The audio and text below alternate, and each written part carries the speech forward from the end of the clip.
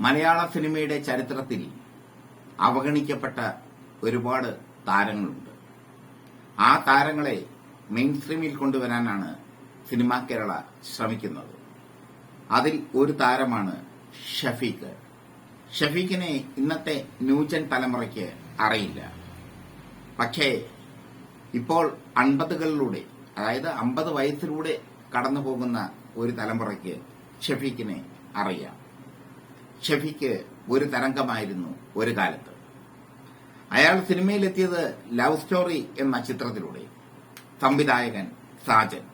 ആ സിനിമ നിർമ്മിച്ചത് അരോമമണി എന്ന എം മണി.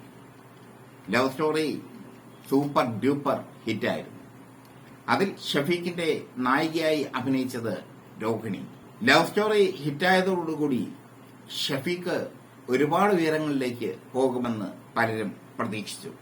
ലവ് സ്റ്റോറി 100 ദിവസം പ്രദർശിപ്പിച്ചു കേരളത്തിലെ പ്രദർശനശാലകളിൽ. അരോമമണി എന്ന എം മണിയെ സംബന്ധിച്ചിടത്തോളം മറ്റൊരു ഇൻഡസ്ട്രിയൽ ഹിറ്റ്. സാജൻ എന്ന സംവിധായകനെ സംബന്ധിച്ചിടത്തോളം അദ്ദേഹത്തിന് അഭിമാനം നൽകുന്ന ഹിറ്റ്. ലവ് സ്റ്റോറിയിൽ ഷഫീഖ് എത്തിയതിനെപ്പറ്റി ഒരുപാട് കഥകളുണ്ട്. റഹ്മാൻ ചെയ്യേണ്ട വേഷമായിരുന്നു അത്. പക്ഷേ റഹ്മാന് ഡേറ്റില്ലായിരുന്നു. മാത്രമല്ല, ലവ് സ്റ്റോറിയുടെ കഥ കേട്ടപ്പോൾ റഹ്മാൻ ചില ഡിമാൻഡുകൾ വെച്ചു അത്രേ. ആ ഡിമാൻഡുകൾ അംഗീകരിക്കാൻ സാജനും എം മണിയും തയ്യാറായില്ല. പകരം റഹ്മാനെ പോലെ നൃത്തമറിയാവുന്ന ഒരു നായകനെ കൊണ്ടുവന്നു. ആ നായകനായിരുന്നു ഷഫീഖ്. അദ്ദേഹത്തിന് ബ്രേക്ക് ഡാൻസ് നന്നായി അറിയാമായിരുന്നു. എനിക്ക് തോന്നുന്നു മലയാളത്തിൽ ബ്രേക്ക് ഡാൻസ് പരിചയപ്പെടുത്തിയത് ഷഫീഖാണ് ലവ് സ്റ്റോറി എന്ന ചിത്രത്തിലൂടെ.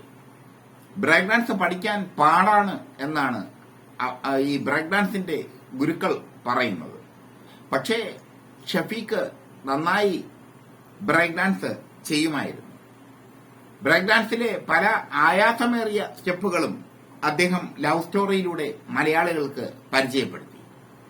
ലവ് സ്റ്റോറി സൂപ്പർ ഡ്യൂപ്പർ ഹിറ്റായപ്പോൾ ഷഫീഖിനെ മുൻനിർത്തി മലയാള സിനിമാ വ്യവസായം മുന്നോട്ടു പോകുമെന്ന് പലരും പ്രതീക്ഷിച്ചു. ഒന്നും സംഭവിച്ചില്ല.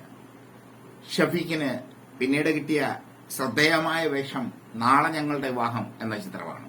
അത് ഈ മംഗളം ആഴ്ച പതിപ്പിൽ പ്രസിദ്ധീകരിച്ച ഒരു പൈങ്കിളി കഥയാണ്. ആ പടത്തിൽ ഷഫീഖ് നെഗറ്റീവ് റോളുള്ള ഒരു കഥാപാത്രമായിരുന്നു. പടം പൊളിഞ്ഞതിന് കാരണം മറ്റൊന്നുമല്ല, അതിൽ പോസിറ്റീവ് റോളുള്ള അല്ലെങ്കിൽ നായകനായുള്ള കഥാപാത്രം ചെയ്തത് ശങ്കറായിരുന്നു. ശങ്കറിന്റെ സഹോദരിയായിരുന്നു അതിൽ മേനക അഭിനയിച്ചത്. ശങ്കർ മേനക ജോഡികൾ ഒരുമിച്ച് അഭിനയിക്കുന്ന, അല്ലെങ്കിൽ ശങ്കർ കാമുകനും മേനക കാമുകിയും എന്ന രീതിയിൽ അഭിനയിക്കുന്ന ചിത്രങ്ങൾ ഹിറ്റായി വന്ന കാലത്തായിരുന്നു നാളെ ഞങ്ങളുടെ വിവാഹം ഇറങ്ങിയത്. ശങ്കറിന്റെ സഹോദരിയായി മേനകയെ കാണാൻ പ്രേക്ഷകർ തയ്യാറായില്ല. ഷഫീഖിന്റെ നെഗറ്റീവ് വേഷവും പ്രേക്ഷകർ സ്വീകരിച്ചില്ല. നാളെ ഞങ്ങളുടെ വിവാഹം വലിയ പരാജയമായി മാറി. ലവ് സ്റ്റോറി ഉണ്ടാക്കിയ ലാഭമെല്ലാം നാളെ ഞങ്ങളുടെ വിവാഹത്തിലൂടെ എം മണിക്ക് നഷ്ടമാവുകയും ചെയ്തു. പിന്നീട് ഓടങ്ങൾ എന്ന തമിഴ് സിനിമയിൽ അദ്ദേഹം അഭിനയിച്ചു. ഷഫീഖ് എന്ന പേര് മാറ്റി സഞ്ജയ് എന്ന പേരിലാണ് അദ്ദേഹം അഭിനയിച്ചത്. പടം വമ്പൻ ഫ്ലോപ്പായി മാറി. അതിനുശേഷം ഷഫീഖിനെ പിന്നെ മലയാളികൾ കാണുന്നത് ഒരിക്കലും കാണാൻ പറ്റാത്ത ഒരു സാഹചര്യത്തിലാണ്. ചിത്രങ്ങളുടെ നായകനായി അദ്ദേഹം മാറി. പി ചന്ദ്രകുമാർ സംവിധാനം ചെയ്ത കൽപ്പന ഹൌസിൽ അദ്ദേഹം അഭിനയിച്ചു.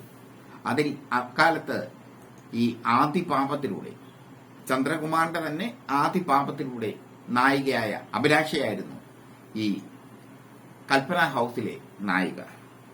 പിന്നീട് കുറേയേറെ സെക്സ് ചിത്രങ്ങൾ. അഭിലാഷയുടെ മേനി പുണരുന്ന ഷഫീഖ്, അഭിലാഷയുടെ മേനി പുണർന്ന് രസിക്കുന്ന അല്ലെങ്കിൽ മറ്റ് മതാലസ നടിമാരുടെ, ശരീരം കാണിക്കാൻ ഒട്ടും വിമുഖത കാണിക്കാത്ത മതാലസ നടിമാരുടെ മേനി പുണരുന്ന ഷഫീഖിനെ നമ്മൾ കണ്ടു. ആവനാഴി, അബ്കാരി തുടങ്ങിയ ചിത്രങ്ങളിലൊക്കെ അദ്ദേഹം ചെറു വേഷങ്ങൾ ചെയ്തു. പക്ഷേ അതൊന്നും അദ്ദേഹത്തിന് ഒരു ഉയർച്ച നൽകിയില്ല. ഒടുവിൽ ചിത്ര തരംഗത്തിൽ വീണുപോയി അദ്ദേഹം.